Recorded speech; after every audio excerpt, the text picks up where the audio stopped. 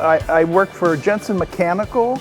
This is called an orbital welder. They're used throughout the world. If you want 100% penetration weld, this is the unit to do it with. It'll handle 1/2 inch to 2 inch tubing. Now there's different size heads. You could weld up to 3 inch tubing. It's fully programmable for different thicknesses. It's a short setup. We have all the manuals and literature to help you operate this. This is the head. It's removable. You could go up on a scaffold with this. It's got a 20-foot lead.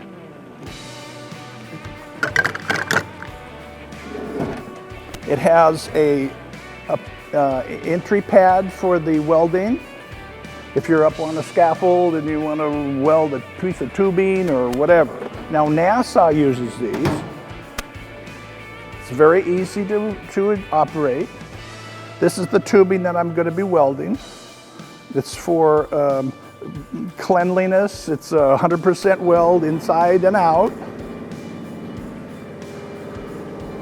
This will weld like you've got a 20-foot tubing or a 2-inch tubing.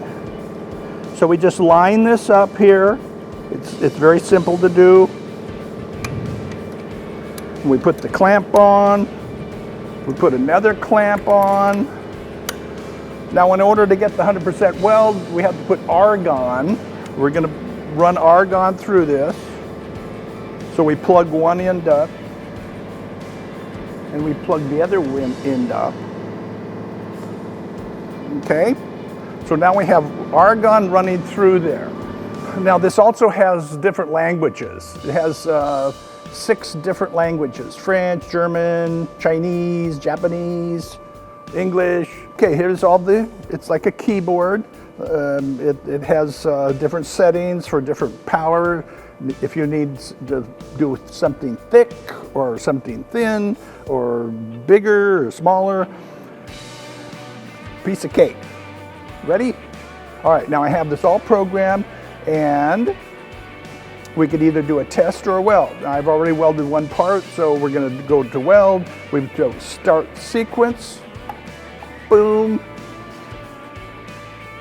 This has safety features on here. If you screw up something, it'll tell you. See, now it's welding.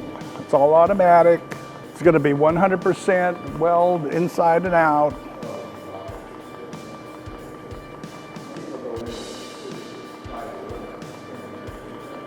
They use these in pharmaceutical situations, hospitals, race cars. Want to weld race car tubing? Okay, we're done with the weld. It shuts off automatically. I'm going to take the purge lines out. We're going to unclamp it.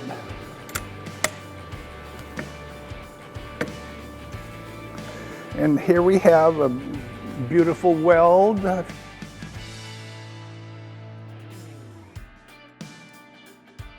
That shows you the inside. That's the inside weld of this, 100% weld.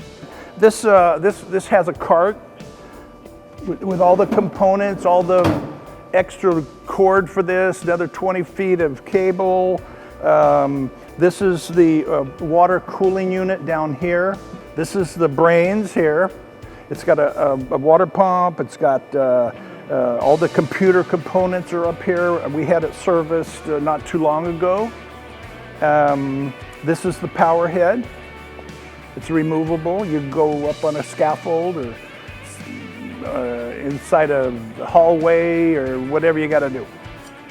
And it's 110 volt, which is very convenient. And with all this, with only 110 volts, it has a tremendous amount of power. And it has a library in here that if you want to weld a 2-inch tubing, you push the library, it'll come up with all these facts and figures for you. If you have to adjust it slightly, you could do that manually. It's got a printer. It has a printout on it to tells you how many parts you've welded at what temperatures, as seen up here.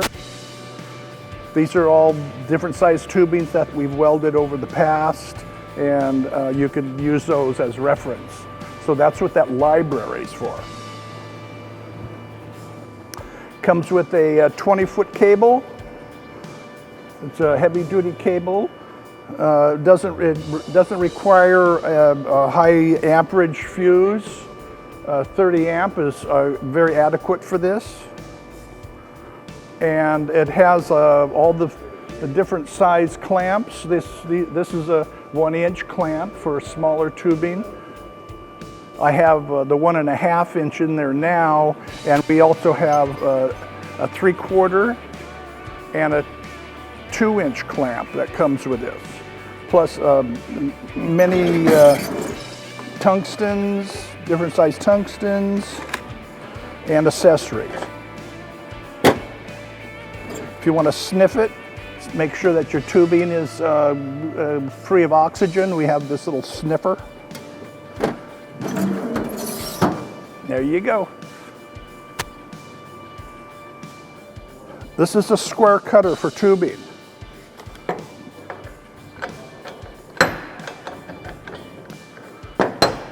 You put your tubing in there, it cuts a nice square end on it for when we start welding. And we also have this here. It's for micro, it's like a lathe on a drill. If you want to cut 10/1000ths off, that's your baby. You want to square it up, maybe if you're cutting something with a Sawzall on site somewhere, you stick your tubing in there and it'll just cut it off nice and flat.